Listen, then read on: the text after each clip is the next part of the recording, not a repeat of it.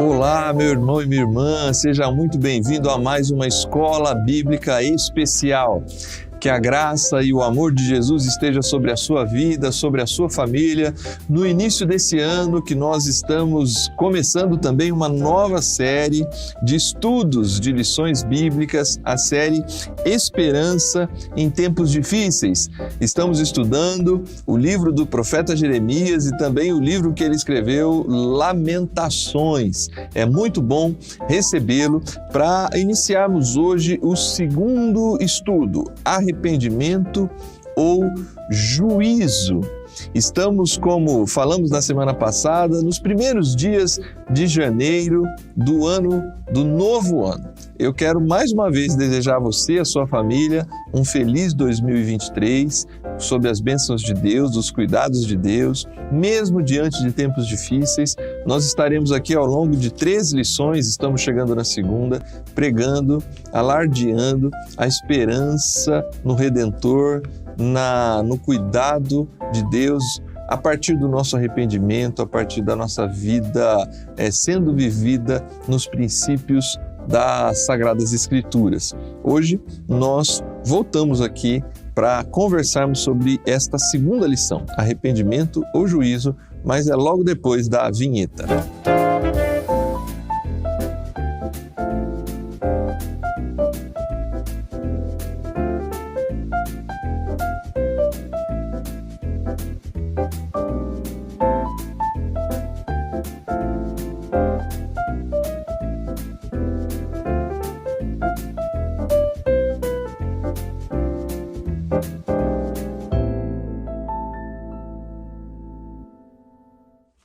Muito bem, estamos de volta, é muito bom recebê-lo. Como sempre, compartilhe aí esse link com seus amigos nos grupos de WhatsApp, para que mais pessoas tenham acesso a esse valioso conteúdo, rico conteúdo, baseado nas Sagradas Escrituras, mas das lições bíblicas, essa em especial, esperança em tempos de crise. Como falei semana passada, essas 2 primeiras lições, a gente tem a presença aqui do pastor Eleilton. Seja muito bem-vindo, Eleilton, mais uma vez, para a gente continuar aqui, olhando agora para mais 4 capítulos, de Jeremias 2 até Jeremias 6, sobre esse tema, arrependimento ou juízo. Seja muito bem-vindo. Amém, obrigado, pastor Júnior. Graça e paz a todos aqueles que estão nos acompanhando. É uma grande alegria, de fato, voltar aqui ao programa Escola Bíblica Especial e poder continuar conversando sobre o livro do profeta Jeremias. Nós esperamos em Cristo que seja um tempo abençoado, um tempo de crescimento através do estudo da palavra. Você falou de um abraço a todos que estão nos acompanhando. Eu queria também mandar um abraço para todo mundo que acompanha a gente, a audiência da TV Viva Promessa. É muita gente no Brasil, mas também tem muita gente fora do Brasil que nos acompanha. Eu sei que agora eu devo deixar alguns felizes e outros bravos, mas eu queria mandar um abraço especial para o pessoal dos nossos irmãos e audiência no Paraguai. Olha. Muitos irmãos no Paraguai nos acompanham por uma situação de uma Assembleia Geral. Estive lá nos primeiros dias de dezembro e muitos irmãos vieram comentar que gostam dos programas e assistem à Escola Bíblica Especial e falaram assim: manda um abraço para o pessoal do Paraguai. Eu acho que eles não botaram toda a fé que eu ia mandar esse abraço. Tá certo que daqui a pouco eu vou ter que mandar abraço para outros lugares também, mas um abraço para os nossos irmãos paraguaios que acompanham o estudo da palavra aqui na TV Viva Promessa. É isso aí, abraço pessoal do Paraguai, já emenda aí Argentina, Bolívia, Peru. Tá vendo? Ele já mandou um abraço para todos os outros. Brasil, né? Brasil. Portugal, norte a sul, lugar. Né? Isso. É isso aí. É muito bom ter vocês aqui com a gente.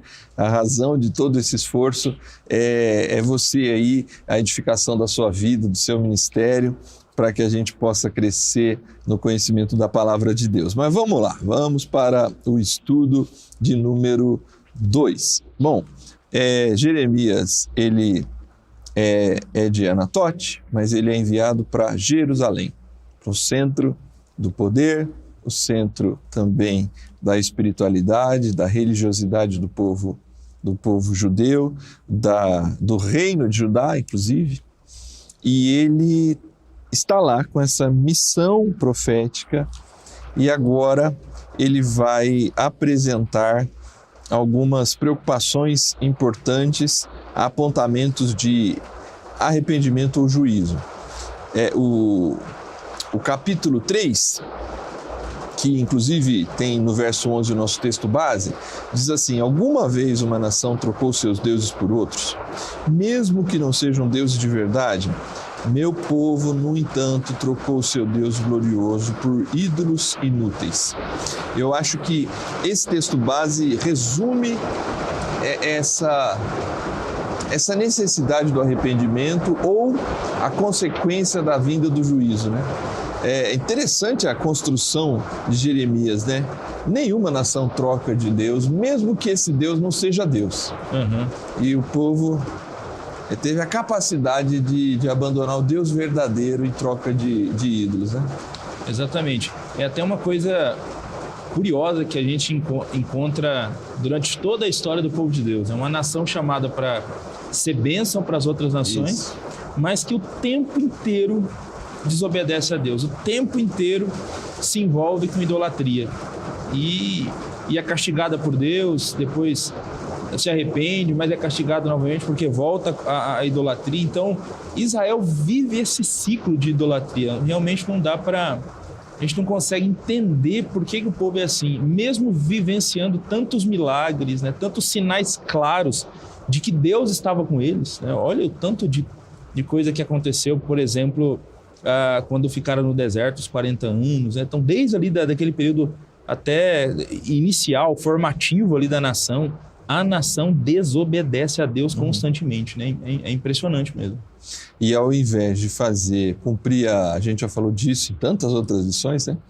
E ao invés de cumprir a sua missão, de ser aquele povo de contraste, aquele povo como luz das nações, atraindo as pessoas para o conhecimento do verdadeiro Deus, para que as outras nações olhassem e vissem, olha aquele povo, as suas leis, a maneira como eles vivem, e se aproximassem do Deus verdadeiro, é uma falha muito grave, né? Eles se afastam de Deus, da missão de Deus, e ao contrário, ao invés de atrair outras nações para o Deus verdadeiro, o Deus Todo-Poderoso, eles são atraídos por prata, madeira, ídolos falsos dos outros deuses.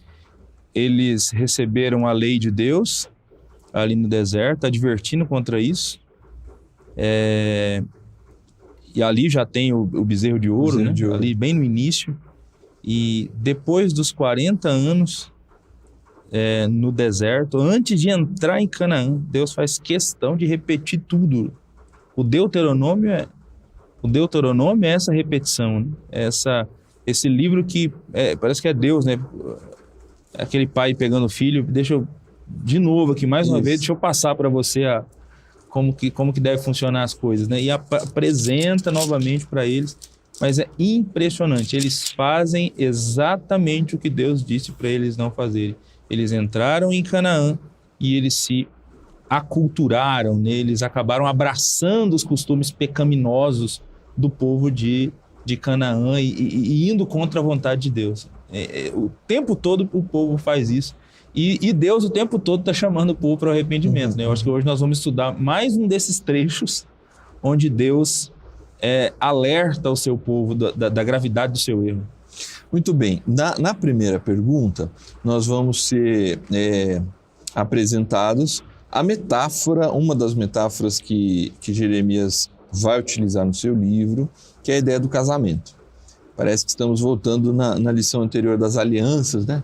Deus faz uma aliança com esse povo, né? Por vezes, nessas metáforas, esse povo é um filho, né? Carregado pela mão, como você mesmo citou ali no Deuteronômio. Sim. Se eu não me engano, Oséias também diz, né? Como um filho eu te chamei, com cordas de amor te atraí, né? Só que aqui em Jeremias, a metáfora utilizada é de um marido e de uma esposa, só que uma esposa infiel. Por que a metáfora nesse contexto aqui, no capítulo 2 de Jeremias, é utilizada? O que ela ensina e qual o significado de Judá ser retratado dessa forma, como a esposa infiel do Senhor? Porque o povo está sendo infiel, né, com povo está sendo infiel com o Senhor. Capítulo 2, eu vou destacar aqui alguns versículos, mas o capítulo 2, versículo 8 diz assim: os sacerdotes não perguntavam pelo Senhor, os intérpretes da lei não me conheciam, os líderes do povo se rebelaram contra mim, os profetas profetizam em nome de Baal, seguindo deuses inúteis. O 13, o meu povo cometeu 2 crimes, eles me abandonaram a minha fonte de água viva e cavaram em suas próprias cisternas rachadas que não retêm água. Então você tem aqui nesses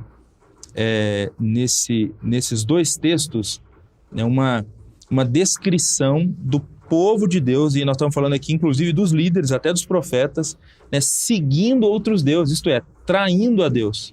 Eu acho que a ideia da metáfora do marido é parte do pressuposto que uma vez que nós somos povo de Deus, uma vez que nós fizemos um compromisso com Deus, então a gente é tratado assim, né? Você tem essa metáfora, né? O povo de Deus sendo tratado como esposa e Deus o esposo, então assim, deve haver um compromisso, né?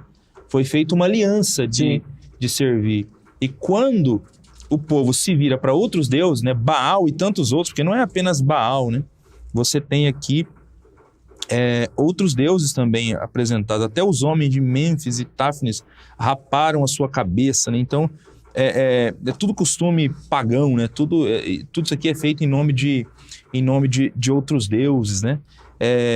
E aí você tem no capítulo 2, o profeta, inclusive, ele meio que choca o povo, que ele apresenta aqui um animal no cio, uma fêmea no cio que corre desesperada atrás de outros animais. Então Deus está dizendo assim, é assim que vocês estão vivendo, é assim que estão me tratando. Eu né, que deveria ser respeitado, adorado, né, por tudo que Deus fez, né? Deus é o Senhor desse povo, o Senhor de Israel, mas eles estão traindo a Deus, e traindo a Deus assim de maneira descarada.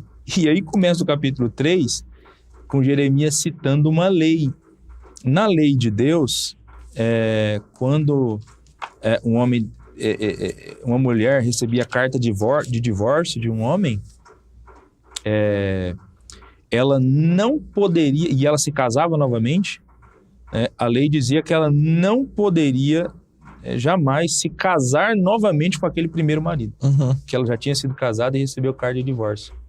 Então aí agora Deus está apresentando, no começo do capítulo 3, Deus diz isso, né? Deus fala sobre essa lei, e aí diz: e agora? O que eu faço? Né? Porque vocês se prostituíram com muitos amantes, vocês foram atrás de outros deuses, e agora? Né? O interessante é que Deus vai permitir que o seu povo infiel volte a se casar com ele, né? Volte a viver com ele, né? Eu acho que vai ser só depois do cativeiro, né? Porque aqui não vai ter chance, eles não vão se arrepender mesmo. Mas Deus permite, né? O que demonstra o grande amor de Deus, né? Então até essa metáfora aqui serve para mostrar o quanto Deus ama e se preocupa com o seu povo rebelde, né? E no caso do povo de Judá, a situação fica mais complicada ainda. O profeta vai citar, né? Olha para sua irmã Israel, né? Já há não é uma, como que eu posso dizer, né? Não é a primeira vez que vai haver um forte juízo sobre o povo de Deus. Isso é, Israel já tinha desaparecido já, né? Anos atrás. Talvez a memória está fresca ali de tudo que aconteceu. E esse Judá, essa devassidão, essa idolatria, mesmo assim parece que ela se volta para Deus quando precisa, porque é como se fosse mais um Deus. E é Deus dizendo assim: você não está percebendo que não é assim, eu não tenho como te ouvir. A relação não é assim, uma relação, eu não te fiz um povo para uma relação de infidelidade, né? Olha o que aconteceu com Israel. Isso aí. E mesmo assim o povo não se arrependeu. Eu me lembrei aqui agora da carta de Tiago, no capítulo 4, quando o Tiago fala do mundanismo e mostra que aparentemente havia membros da igreja ali que haviam abraçado valores mundanos, e é um perigo que todos nós corremos, né? Você que está nos assistindo aí em casa, né? De abraçar valores mundanos. E aí a mesma metáfora é usada. Tiago diz assim, ó, adúlteros, vocês não sabem que a amizade com o mundo é inimizade contra Deus?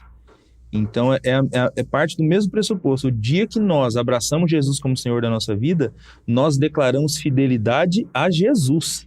Então quando eu flerto com o mundanismo, eu estou me tornando um adúltero, eu estou traindo aquele com quem eu fiz compromisso um dia, né? Então eu acho que a mesma metáfora é usada aqui tempos depois no Novo Testamento, e eu acho que vale para nós até hoje. Nós fizemos compromisso com Deus, então toda vez que a gente flerta no nosso coração com outros deuses, com valores mundanos, nós estamos nos assemelhando a Israel, nós estamos nos assemelhando ao povo de Deus dessas épocas que flertou com outros senhores, né, com outros deuses.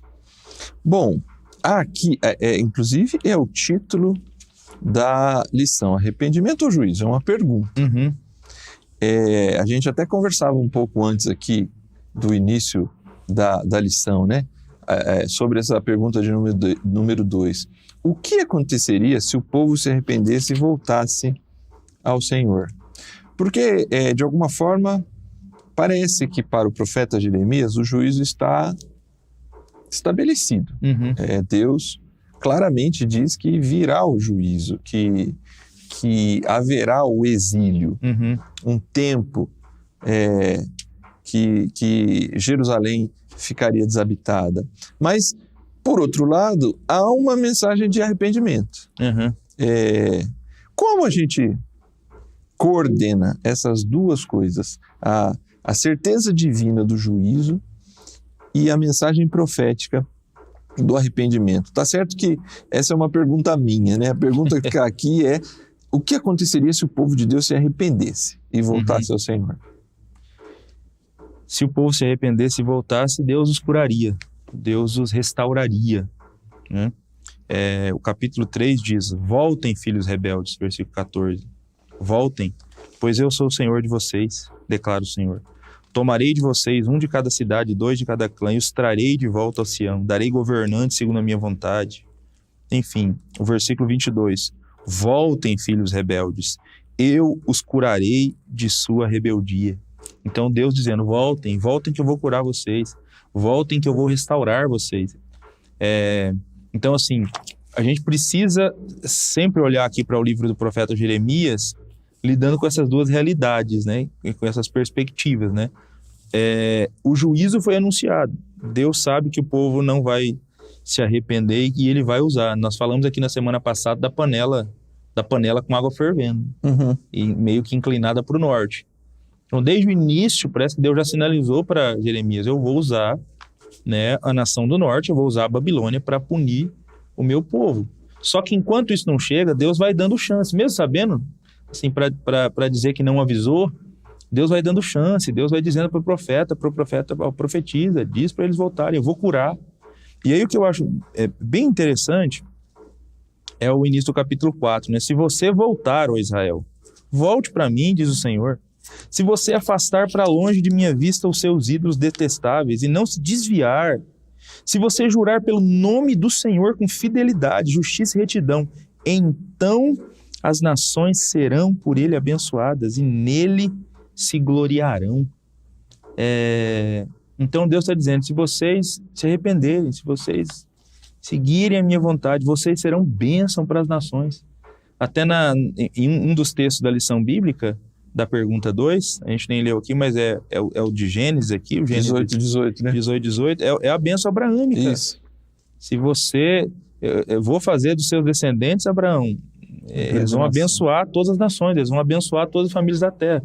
Então Jeremias, olha só, anos depois, séculos depois, Neemias está dizendo: ó, gente, Deus, porque é Deus que tá movendo o profeta para dizer isso. Deus está dizendo: a aliança ela não acabou, vocês vão ser bênção para as nações, só que isso só vai acontecer se vocês voltarem para Deus, se vocês forem um povo de contraste, se vocês fizerem a a vontade de Deus. Então, eu vou fazer com que vocês sejam bênção para as nações. Você está falando, e eu fui lá ler Gênesis 18, agora enquanto você falava, e eu estava olhando, e aí quando você lê Gênesis 4 faz mais sentido, né? Uhum. Esse juramento, né? Esse retorno do povo envolve um retorno, inclusive, à sua missão, né? Uhum. Porque eles precisariam ser, enfim, vocês serão bênção para todas as nações. Talvez, eu estou tentando aqui coordenar o chamado ao arrependimento com a certeza do exílio. Será que a gente pode dizer que, de alguma forma, bom, o que podemos dizer? Podemos. Eu te pergunto nesse contexto, né? O povo é infiel, mas Deus continua fiel. Sim, com certeza. Ele nunca desistiu de abençoar as nações por meio de Israel, né? Na verdade, a gente já estudou isso em outras lições, isso vai acontecer por meio do descendente da mulher, do filho de Abraão, do filho de Davi, de Jesus. Porque Deus nunca desistiu, nunca abandonou o seu plano de tornar o povo dele um povo para ser bênção para todas as nações. Então, essa proposta de arrependimento talvez esteja nesse contexto maior, né? Haverá esse tempo de arrependimento, de coração transformado de tábua em carne, de receber o Espírito de Deus, para que definitivamente um povo, e hoje a gente entende que esse povo é a igreja, fosse esse povo de atração, esse povo de contraste, esse povo que leva a luz do Evangelho, porque Deus não... o povo é infiel, a esposa é infiel, mas Deus nunca foi infiel com as suas promessas. É isso. Essa leitura missional da Bíblia é fantástica, né? É fantástico. Você lê a Bíblia com esse prisma da missão de Deus, lê a Bíblia com essa ideia de que nós estamos falando de um Deus missionário, de um Deus que está agindo para restaurar todas as coisas. E mesmo num trecho desse de mensagem de juízo, Deus pegando pesado, vocês estão me traindo, vocês estão adulterando com outros deuses, né? E aí Deus está chamando o povo para o arrependimento e lembrando, vocês têm um compromisso comigo, vocês também têm um compromisso com as nações. Isso. Vocês têm que ser bênção para os outros povos. Eu não desisti disso. Vocês precisam se emendar porque eu não desisti disso. Eu quero restaurar todas as coisas. Deus quer abençoar as outras nações por meio de Israel, mas Israel precisa se emendar, Israel precisa se consertar, né, para poder voltar de fato a cumprir a missão de Deus e a ser protagonista na missão de Deus. Então, eu também, como você, eu acho fantástico essa leitura da Bíblia Sagrada, né, a partir desse prisma da missão. Muito interessante, porque agora a pergunta de número 3, ela vai avançar, inclusive, no capítulo 4, para justamente aprofundar um pouco esse aspecto que a gente vinha tratando aqui no final. Na hipótese do povo se arrepender, nós temos aqui promessas de Deus que ele se voltaria para o povo e iria restaurar a sorte do povo. O que é necessário, o que seria necessário para que houvesse um verdadeiro arrependimento por parte de Judá? O que esses versos aí, junto com Deuteronômio, apresenta para a gente? Bom, eu vou ler aqui então Jeremias 4, versículos 3 e 4, que diz assim: Assim diz o Senhor ao povo de Judá e de Jerusalém: Lavrem seus campos não arados e não semeiem entre espinhos. Purifiquem-se para o Senhor. Sejam fiéis à aliança. Homem de Judá e habitantes de Jerusalém, se não fizerem isso, minha ira se acenderá e queimará como fogo por causa do mal que vocês fizeram. Queimará e ninguém conseguirá apagá-la. Então, nós temos aqui esse chamado de Deus. Purifiquem-se para o Senhor e sejam fiéis à aliança. Eu estou lendo na NVI. Mas as versões um pouco mais tradicionais, ao invés de colocar sejam fiéis à aliança, traz a expressão circuncidem o vosso coração. Circuncidar o coração. O povo não está acostumado com essa ideia de circuncisão de coração, porque a circuncisão que eles conhecem é a circuncisão física, né, que é o sinal do povo de Deus, e inclusive eles se apegaram durante muito tempo a essa marca física. Eu tenho essa marca, eu sou povo de Deus, independente do que eu faço. Mas o próprio Deus já está dizendo aqui que eles precisavam de uma circuncisão do coração. Eles precisavam converter o coração deles para Deus, voltar o coração deles para Deus, né? No próprio livro do profeta Jeremias, quando a gente chegar lá nos capítulos mais adiante, né, esses capítulos vão falar sobre a nova aliança, né, que Deus vai estabelecer uma nova aliança com o seu povo. Ele vai tirar o coração, vai dar um coração de carne, vai gravar a lei dele no coração do seu povo, né? Vai falar dessas realidades, que são realidades que nós vivemos hoje com a nova aliança em Cristo Jesus, né? Com o Espírito em nós e a lei de Deus gravada, não em tábua de pedra, mas no coração, que é a circuncisão que vale, essa do coração. Então, de alguma maneira, Neemias, de novo, igual na semana passada. Você tá com fogo no Neemias. Jeremias, ele fala, né, sobre, ele já joga luz, né, sobre a nova aliança, né, sobre o que Deus iria fazer por meio de Cristo para que de fato houvesse essa verdadeira conversão e arrependimento. Você está falando, eu estou lembrando de Paulo tendo que defender ainda para os cristãos judeus, como esse negócio é forte, né? Sim. Desse sinal visível, desse sinal físico, porque existiu uma discussão, né? Será que o cristão, então, agora ele precisa também da circuncisão? E Paulo vai tratar sob um outro ponto de vista, mas da mesma questão, né? Demonstrando, não é essa circuncisão que Deus espera do seu povo, mas é uma circuncisão do coração, né? Não é essa física. Isso, ela não é mais exigida do cristão. Aqui, não que ela não fosse exigida, porque era um sinal para o povo judeu, para o judeu de nascença, vamos pensar assim. Mas, mesmo assim, aqui, o texto de Deuteronômio, que inclusive é uma... como você já disse, né, uma repetição da lei de Deuteronômio 10:16, vai falar justamente isso, né, da circuncisão do coração. De novo, é um símbolo apontando para um significado maior, né? O símbolo em si não é, como diz Paulo, não é nada, mas é o que ele significa. Talvez hoje, para nós cristãos, nós estaríamos falando... tentando trazer para outras realidades, né? Não é só se batizar nas águas, né? Não é só participar da ceia do Senhor. É tudo que isso tem de significado e que está refletido num coração, numa mente convertida ao Senhor e não... eu costumo dizer em algumas pregações, né? Cristianismo não é magia, né? Cristianismo não é mágico, enquanto faz uma coisa e aquelas palavras ou aquele símbolo, aquele gesto reproduz algo no mundo espiritual como se fosse uma magia. Existe uma simbologia, sim, mas que precisa estar refletido numa realidade muito mais interna, interior, que de transformação de dentro para fora, né? Exatamente. Você me fez lembrar também daquele doutor da lei que perguntou para Jesus qual era o mandamento mais importante da lei.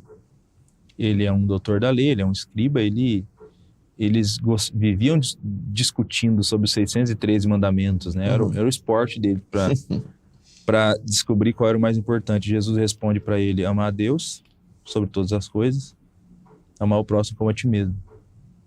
E aí ele responde para Jesus: realmente é isso. Ele concorda com Jesus, né? Ele diz, realmente, o mais importante, né, o mais essencial é amar a Deus e amar o próximo. Isso está acima de sacrifícios e de ofertas. Isso está acima de rituais. E aí, quando ele responde isso, Jesus diz, vendo Jesus que ele havia respondido com sabedoria, Jesus diz, você não está longe do reino de Deus. Você está muito próximo de entender, porque assim, você tá muito...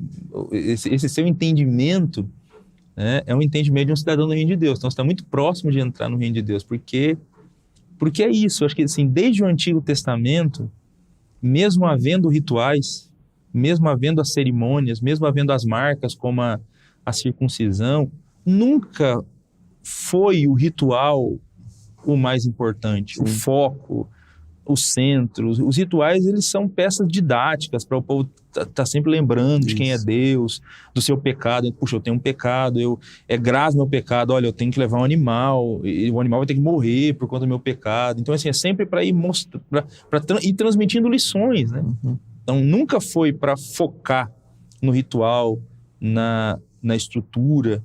E aqui, de novo, em Jeremias, a gente tem essa ideia reforçada, né? Vocês precisam circuncidar o coração de vocês. Enquanto não tiver uma circuncisão de coração, né, não a física, mas a de coração, quando vocês não se voltarem de fato, né, de verdade para Deus, vocês vão continuar nesse caminho, vocês vão ser punidos. Você que está acompanhando a gente em casa, num português bem simples assim, não adianta ser crente sentado no banco, não adianta somente assistir mensagens, não adianta assistir essa live aqui, não adianta saber citar os 39 livros do Antigo Testamento, os 27 do Novo. Tudo bem, isso são coisas talvez importantes. Aliás, frequentar a igreja, ser um membro que está lá ativo, congregando com os irmãos na comunhão, na adoração, no serviço, na missão, tudo isso é importante. Mas o nosso Deus vê o coração. O nosso Deus, Ele conhece o nosso coração e isso é o mais importante, é o seu coração no serviço, é o seu coração sentado no banco, é o seu coração em adoração, é onde está a sua mente na hora que a mensagem está sendo exposta, é como você enxerga a realidade do sofrimento, de um tempo difícil e de desesperança, como você vive a vida no seu trabalho de tal maneira que você seja ali luz, enfim, essa circuncisão de coração transforma de dentro para fora. No Novo Testamento, esse arrependimento é a tal da metanoia, né? É a tal da virada completa de direção para viver intensamente os princípios e valores do reino de Deus.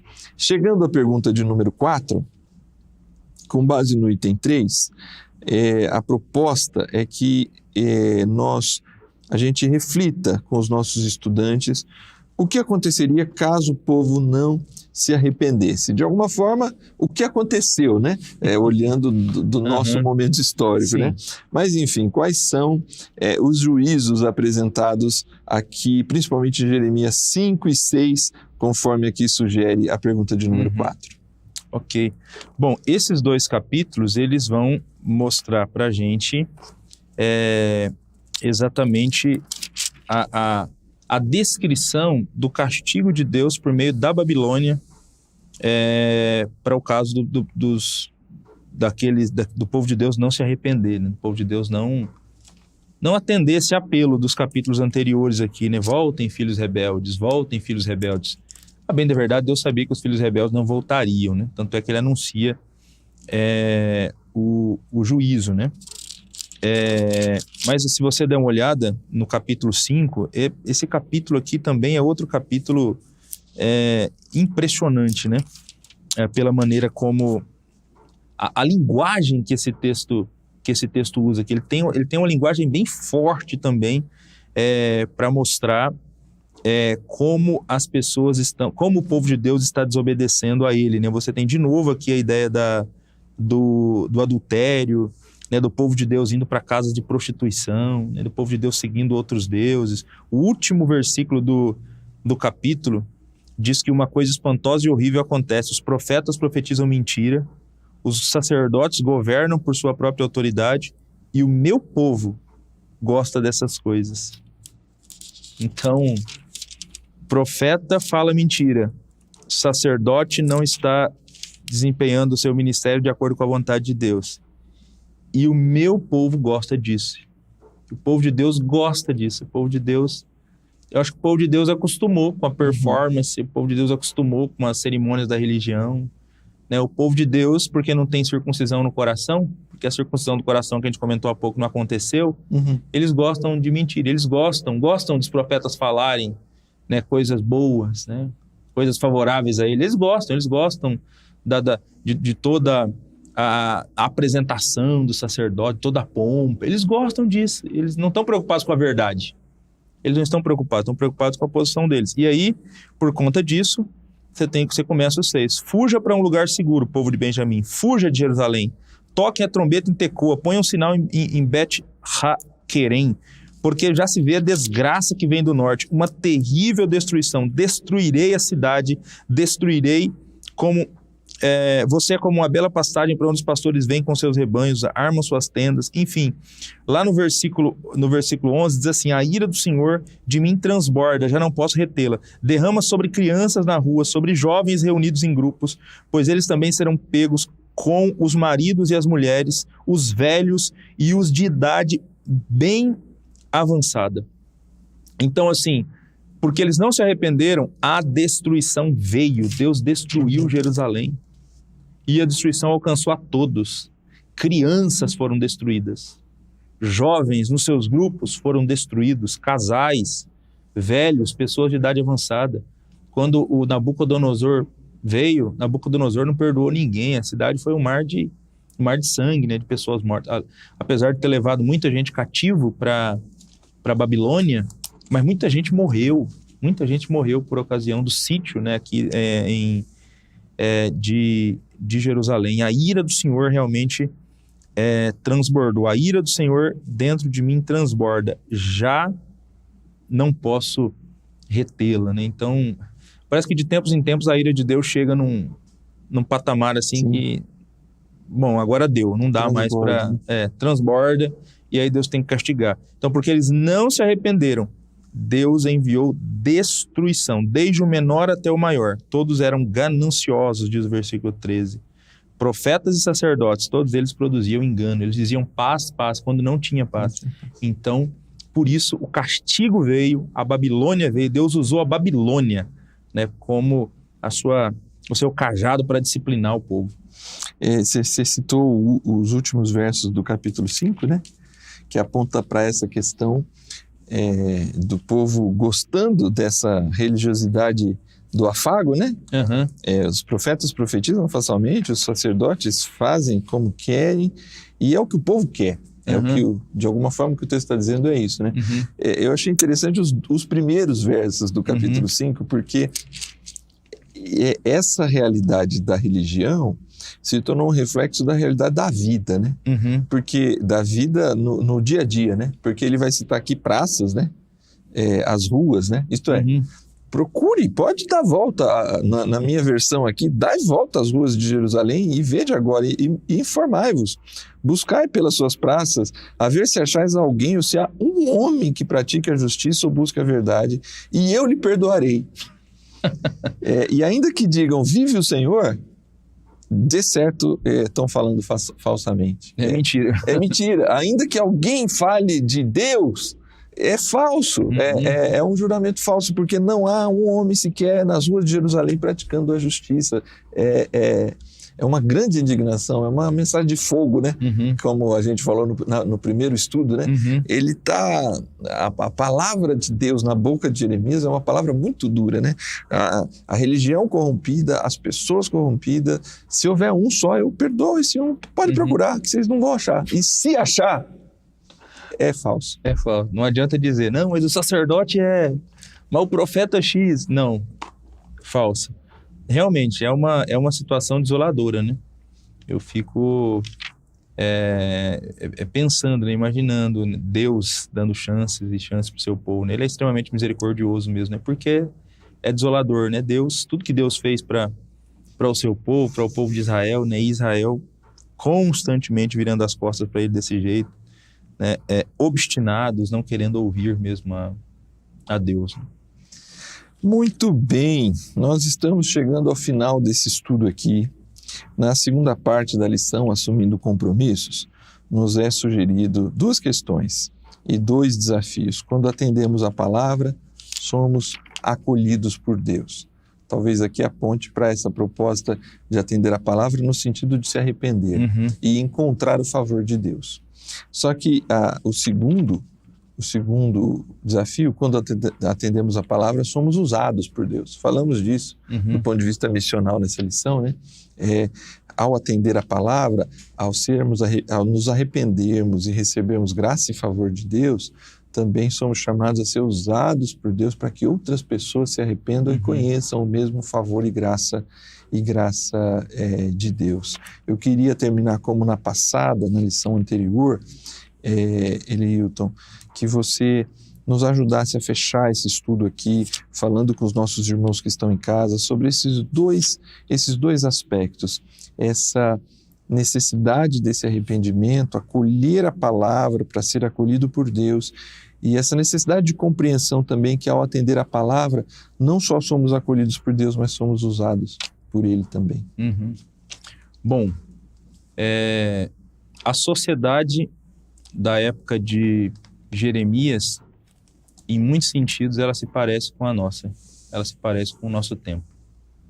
Não sei se porque nós estamos vivendo bem perto do tempo do fim, mas nós vivemos um tempo de falsos profetas, à torta e direito, falando o que as pessoas querem ouvir, e as pessoas gostam disso, de ter o seu ego massageado, né?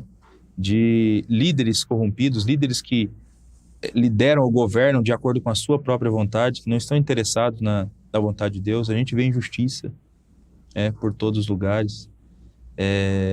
Não sei se a gente poderia dizer o que está dito nos primeiros versículos do capítulo 5, né? Procura uma pessoa honesta, procura. Talvez em algum sentido, porque a gente tem a igreja, nós temos cristãos no nosso tempo, né? Que são sal, que são luz, que estão aí lutando para fazer a vontade de Deus, não seja para tanto, né? Como estava o povo de Jerusalém nesse período aqui. Mas há muitas semelhanças. E diante dessas semelhanças, eu acho que o nosso desafio, ao ler os capítulos 2 a 6 de Jeremias, é o desafio de levar a sério a palavra de Deus. Levar a sério o que Deus diz, né? Levar a sério os chamados de Deus.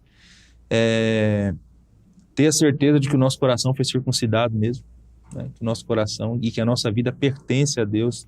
Ter certeza de que não tem nenhum ídolo no nosso coração, né? Porque existem inúmeros ídolos modernos hoje, né? E fazer essa checagem mesmo, se nós não estamos flertando com nenhum ídolo moderno, flertando com nenhum valor do sistema mundano, porque nós fizemos um compromisso com Deus, nós fizemos um compromisso com Jesus, nós somos dele, e a gente não pode abrir mão desse compromisso para não cair no que Tiago disse na carta dele, ser chamado de adúltero. Então, acolher a palavra de Deus, levar a sério a palavra de Deus. E é óbvio, levando a sério a palavra de Deus, eu não tenho dúvida que Deus vai continuar nos usando. Amém. Nos usando. Se o povo se arrependesse, Deus usaria o povo para ser bênção para as nações. E eu tenho certeza que Deus vai continuar nos usando e que de fato Ele nos use para a glória dele nesse tempo. Vamos orar então, no nome de Jesus.